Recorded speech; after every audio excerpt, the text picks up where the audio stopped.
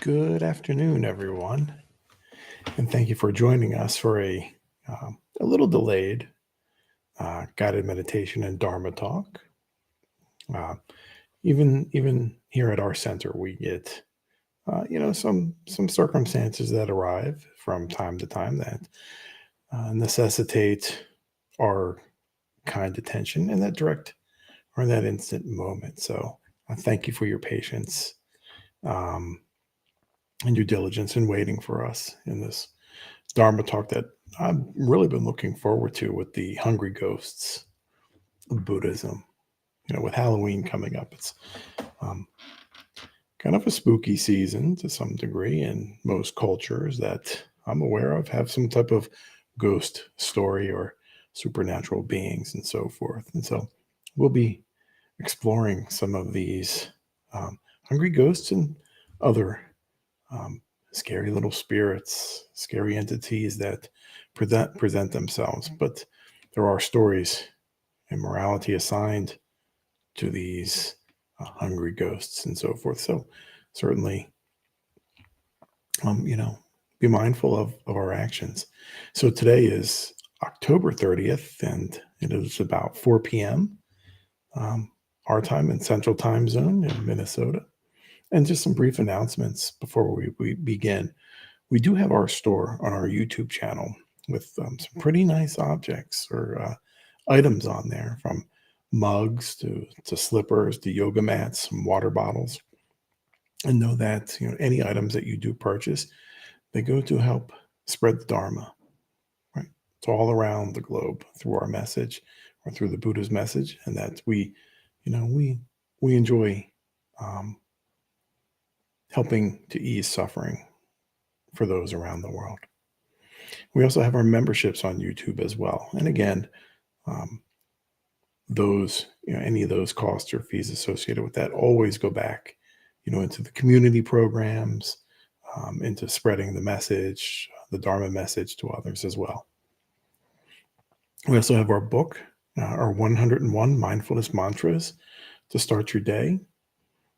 Everybody needs a little bit of positivity. Sometimes it's, putting our feet on the cold floor in the morning sometimes can be a shock, right? But it certainly lets us know that we are alive. And that's always a great way to start.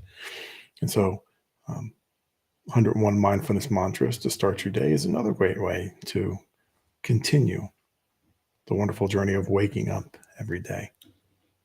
So let's begin with our 3 jewels. I take refuge in the Buddha. I take refuge in the Dharma. I take refuge in the Sangha. Very good. So tonight's topic is hungry ghosts in Buddhism. So we'll start off with our guided meditation for cultivating the sublime, right? Sublime being, the sublime sense of existence. And so let's begin by taking a moment, settle our bodies into a comfortable position.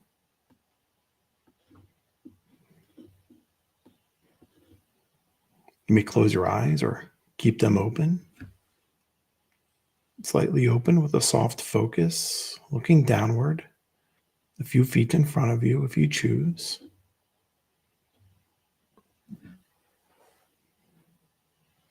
Breathe in. Pause. And breathe out.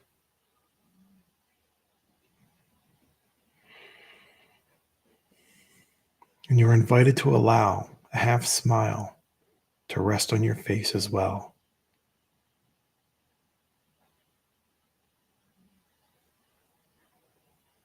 Allow your spine to lift and your shoulders to soften.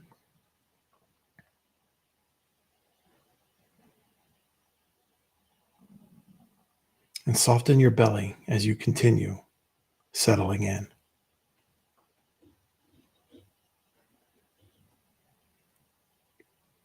Breathe in.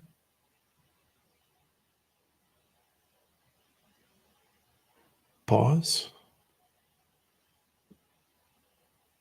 and breathe out.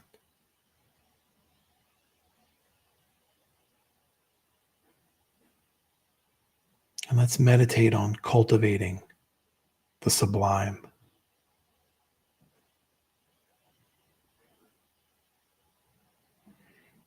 We all have it inside us.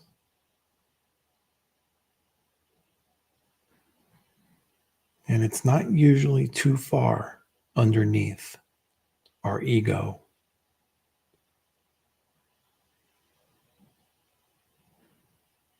Waiting for the realization that it exists.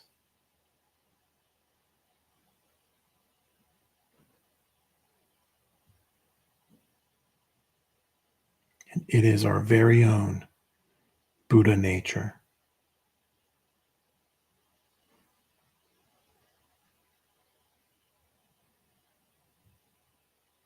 To let go of our ego and nurture our Buddha nature,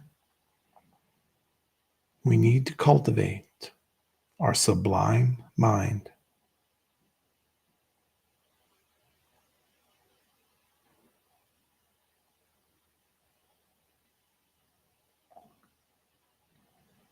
A mind of moral and spiritual purity.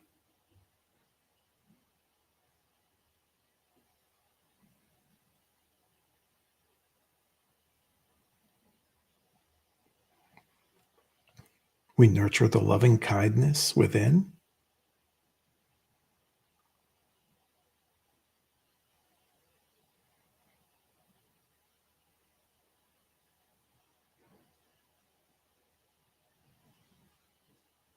I breathe in awareness of suffering.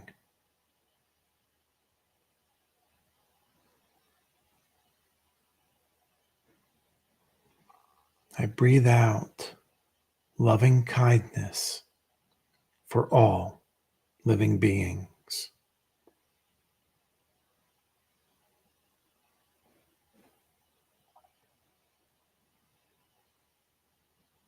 I breathe in the joy others experience.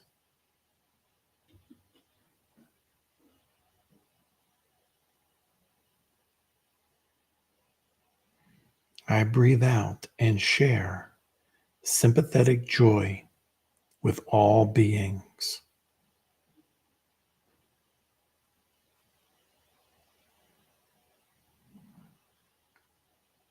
I breathe in awareness of uncertainty and anxiety others experience.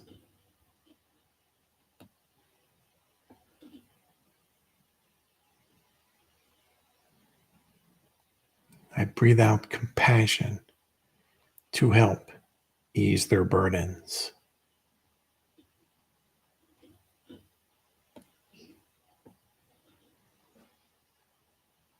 I breathe in awareness of the agitation others experience.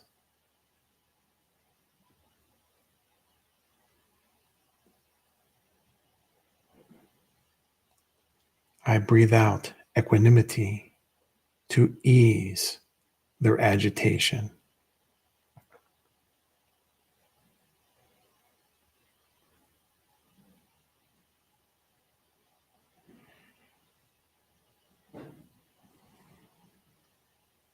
When I nurture these four sublime states of mind, I help ease the suffering of others and strengthen my own abode.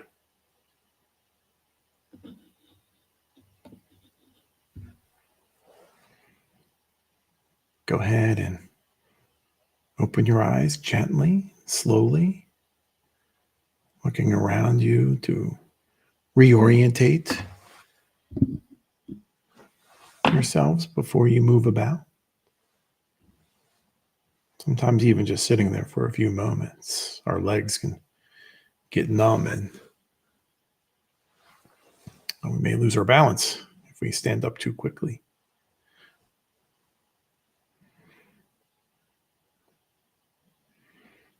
So some of those conditions that we talked about just in that last guided meditation,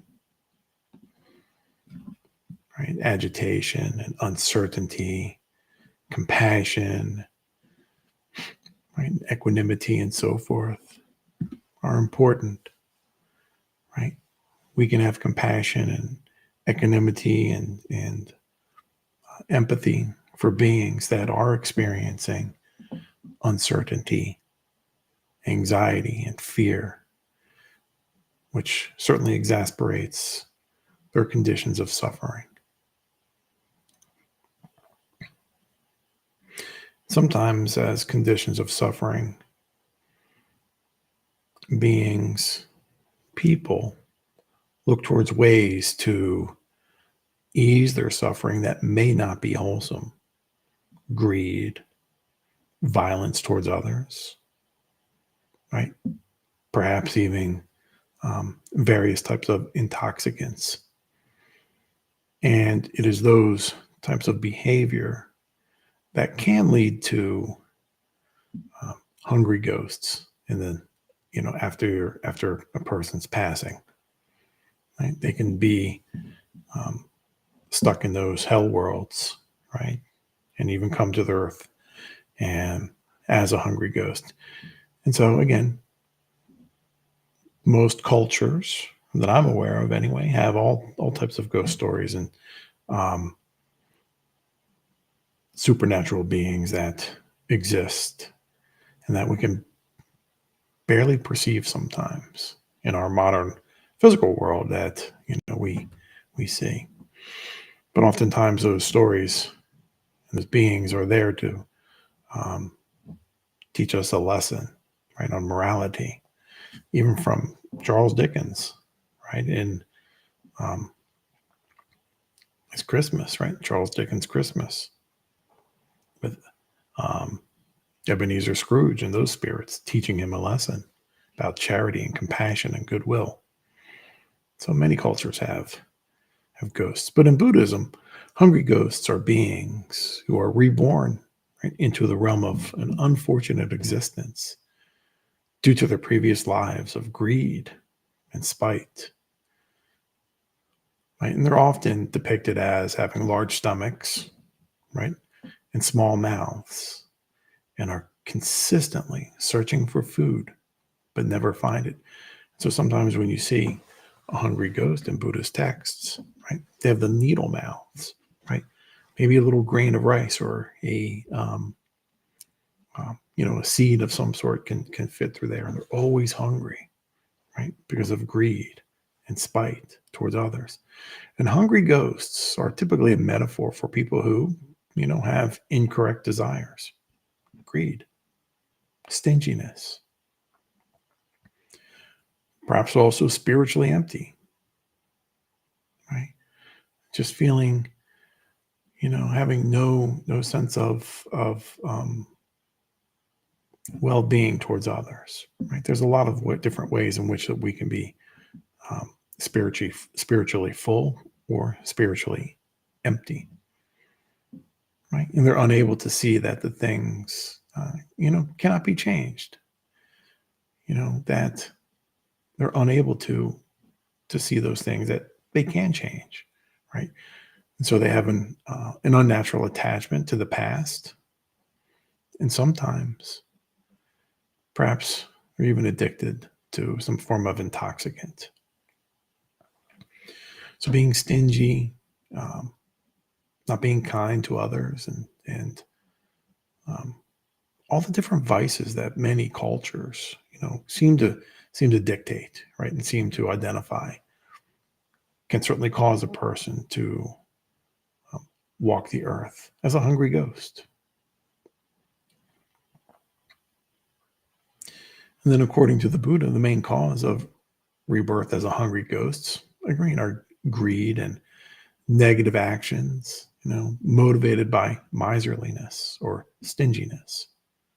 So think about that. Somebody who has something a lot of, and they don't want to share with others, right?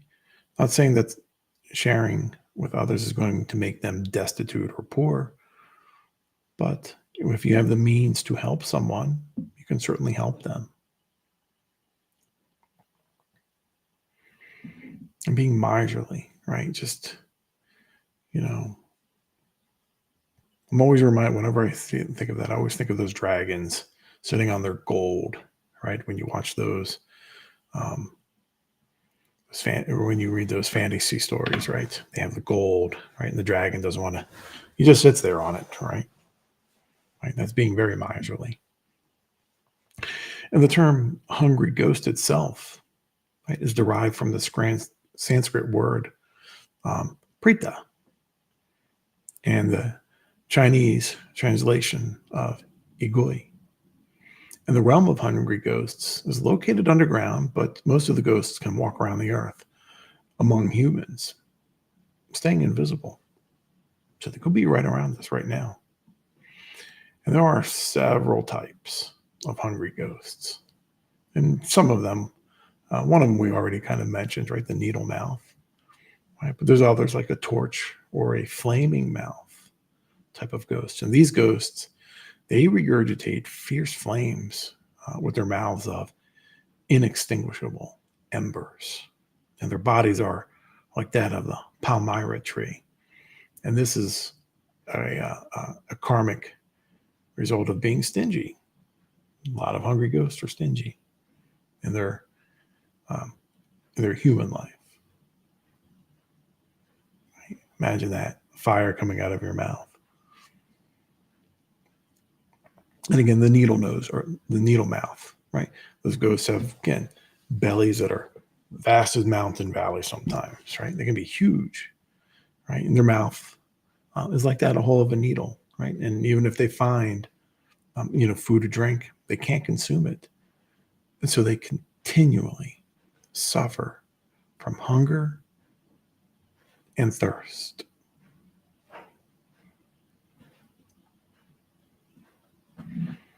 Another type of hungry ghost are the putrid mouths, right? And these ghosts give off a foul smell, right? Decomposing odor from their mouths. And they may be found in privies or restrooms, right? Overflowing with filth and fecal matter. That's where they kind of hang out, right? And they just constantly emit that nauseating, just foul smell, right? And although they can find food, they can't eat it. And this fills them with great anger. And they just run around shrieking and screaming.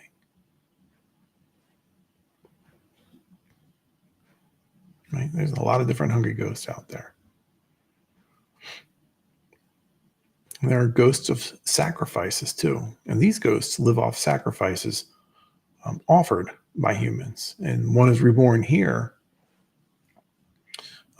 by ethically gathering wealth, but with a stingy heart does not practice generosity. So think about that, right? You can gather your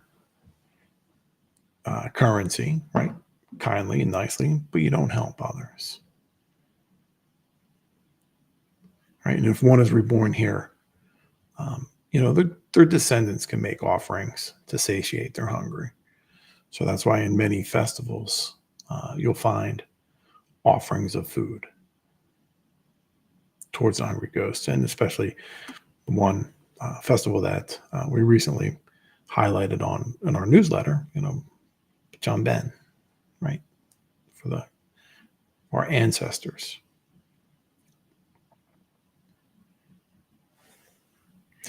Now, the next one's not necessarily a hungry ghost, right, called an op or krosu, right? And sometimes she is depicted as very beautiful face from a woman, right? Going right down to her throat or to her larynx, and then maybe her entrails are floating around, right? So in Cambodian folklore, right, half spirit, half mortal, during the daytime, right, they appear and look like a normal human being, but during the night, they ascend, right, leaving their body behind and just seeing the head and the entrails float around. They were believed to feast on smelly things as well, blood and raw meat, or farm animals and corpses, and um, foods that um, people typically would not necessarily eat. And they do have a weakness. I thought this was kind of interesting, right? They do have a weakness: thorns and guard dogs, right? So if you have a guard dog, you may be on the safe side, or if you live behind some thicket fence. And how do you get there, right? Usually it's someone who has various sins and, wrongful conduct and so forth. They could be witches who failed at practicing black magic and so forth. There's quite a few, right? Quite a few ways. And that's the krasu that is this one as well. So they can be both, right? Different cultures have a lot of times the same entity with different names. So in Cambodia, it's the Op, and in Philippines and Thai, so forth. It could be the Krasu. So scary times, right? Be careful when you walk around, and you may see one. You may not even realize it during the daytime, but at night you may see some glowing spirit hovering off in the woods in the distance and so forth.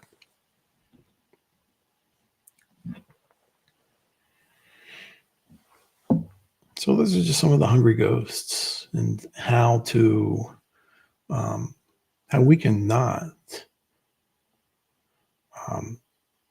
manifest our own selves in being a hungry ghost after this life. And really, again, a lot of it comes from being kind and generous, not being stingy, right? Right action, right thought,